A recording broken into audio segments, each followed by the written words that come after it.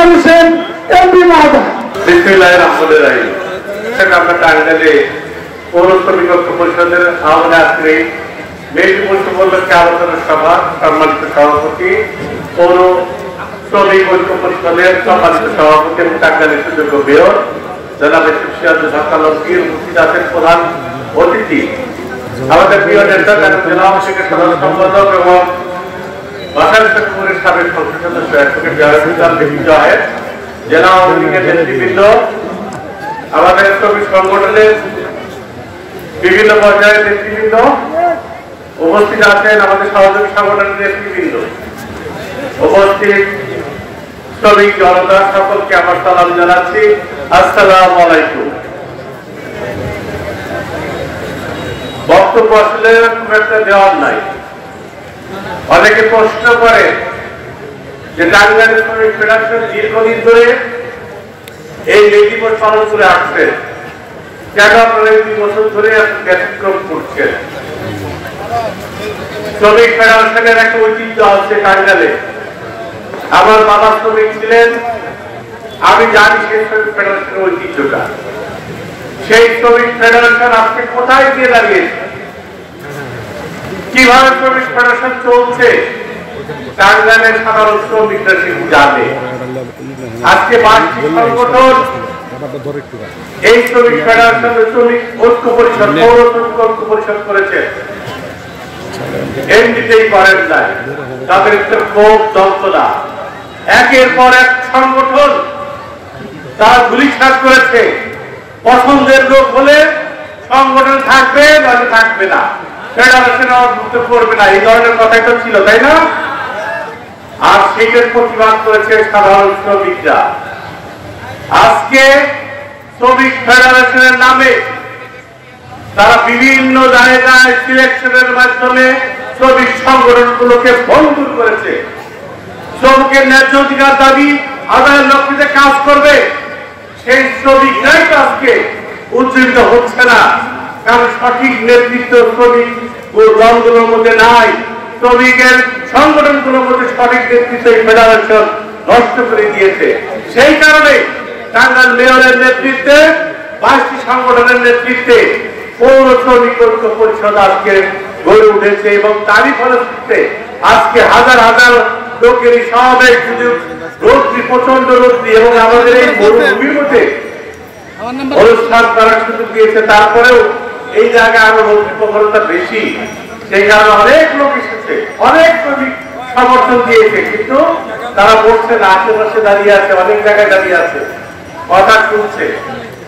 আজকে শ্রমিক ফেডারেশন কারা চালাচ্ছে? দখলদারিত্বের শ্রমিক ফেডারেশন হয়েছে। আমার শোভন ভাই বলে গেলেন ট্রাক শ্রমিকের নির্বাচন, আমিও উপদেষ্টা, কিন্তু আমরা জানি না সেখানে কি হয়েছে। নির্বাচনকে কুক্ষিগত করা হয়েছে। আমরা বলি যিনি আজকে সাধারণ সম্পাদক শ্রমিক ফেডারেশনের, তার মাদার সংগঠন কি? তার মাদার সংগঠনে কিন্তু হদিস নাই।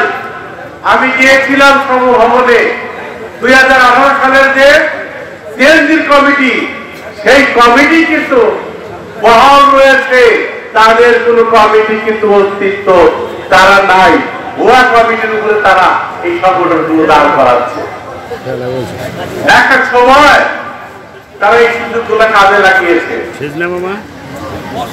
সেই সময়টাতে তারা দখলদারিত্ব রাজনীতি করেছে, আজও তারা চেষ্টা করছে সেই দখলদারিত্ব টিকিয়ে রাখার জন্য। আজকে সেই পরিবার, যে পরিবারের নাম শুনলে লজ্জা করে, যখন জিজ্ঞেস করে এই এলাকা একের পর এক ধর্ষণ করে যায়, আমরা জবাব দিতে পারি না। ভাই আমরা তো এমপি, কই আমাদের ভাইদের নামে এই ধরনের কোনো কথা শোনা যায় না? 3 বারের এমপি হয়েছি, মর্যাদা রাখার চেষ্টা করি।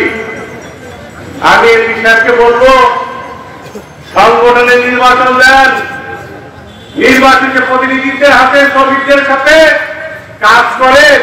যদি নেতৃত্ব চান নির্বাচনের মধ্য দিয়ে সংগঠন তৈরি করে। আর সেই মাঠে তারপরে কথা বলবো, তার আগে কথা বলতে রাজি না। শ্রমিক ঐক্য পরিষদ কয়ভাবে পালন করছে, ইনশাল্লাহ শ্রমিকের অধিকার আদায়ের ক্ষেত্রে আমাদের পতাকা যতটুকু আমরা জানি, এই সমস্ত পতাকা তবে কারা এসেছে, ওই নির্যাতিত শ্রমিক যারা তাদের ন্যায্য অধিকার পায় নাই। আজকে মাননীয় প্রধানমন্ত্রী জননেত্রী শেখ হাসিনা যেখানে ন্যায্য মজুরি নির্ধারণ করে দিয়ে শ্রমিক বান্ধব সরকার গঠন করেছে, সেইখানে আপনারা শ্রমিকের সাংবিধানিক অধিকার, সাংগঠনিক অধিকার আপনারা পূর্ণ করে শ্রমিক সংগঠনগুলোকে নষ্ট করার পায়তারা করছে। আমরা এই শ্রমিক সংগঠনগুলোর আর নষ্ট হতে দিব না। টাঙ্গাইলে কোন শ্রমিক সংগঠন বিনা প্রতিদ্বন্দ্বিতা কিংবা ইলেকশনের মধ্যে আর কোন শ্রমিক সংগঠন করতে আমরা টাঙ্গাইলে আর দিব না। আপনার সকলে একমত আছেন আমার সাথে? হাত তুলে দেখার সকলে একমত আছেন? তো আমি আর কথা বাড়াচ্ছি না। শ্রমিকের দাবি দেওয়া থাকে, শ্রমিকের দাবি সবসময় মালিকের কাছে। মালিক মানে এখন আমাদের সরকার, সরকারের কাছে দাবি করেন। মাননীয় প্রধানমন্ত্রী একজন শ্রমিক বান্ধব প্রধানমন্ত্রী, মানবতার মা হিসেবে তিনি সারা বিশ্বে স্বীকৃতি পেয়েছেন। জাতির পিতা বঙ্গবন্ধু তিনি দিয়ে আন্দোলন করেছিলেন, দেশ স্বাধীন করেছিলেন, শ্রমিকরাই কিন্তু সরকার নেতা পার্টি ছিল। 69 গণঅভ্যুত্থান বলেন, 70 নির্বাচন বলেন, শ্রমিকরা ছাত্র জনতা না থাকলে পারা বঙ্গবন্ধু এদেরকে স্বাধীন করতে পারতেন না। তাদের শ্রমিকদের প্রতি আমাদের মমতাময়ী মা, যিনি মানবতার মা হিসেবে পরিচিত, মাননীয় প্রধানমন্ত্রী শেখ হাসিনা সবসময় সজাগ আছেন। তিনি জানান এদেশে কৃষক বাঁচলে যেমন দেশ বাঁচবে, শ্রমিক বাঁচলে যেমন কলকারখানা চলবে, তাদের শ্রমিকের ন্যায্য অধিকার আদায় তিনি সচেষ্ট আছেন। আমরাও দাবি তুলি, কষ্টে যাচ্ছি, প্রখর রোদ্রি, তারপরে কথা বললাম। আপনারা আমাকে এখানে আবেদন জানিয়েছেন, সেজন্য ধন্যবাদ জানিয়ে সকলকে ধন্যবাদ এবং কৃতজ্ঞতা জানিয়ে আপনারা কষ্ট করে এসেছেন, এই প্রখর রোদ্রে আমাদের কথা শুনছেন, তাদেরকে ধন্যবাদ জানিয়ে আমি আমার বক্তব্য শেষ করছি। খোদা হাফেজ। জয় বাংলা, জয় বঙ্গবন্ধু।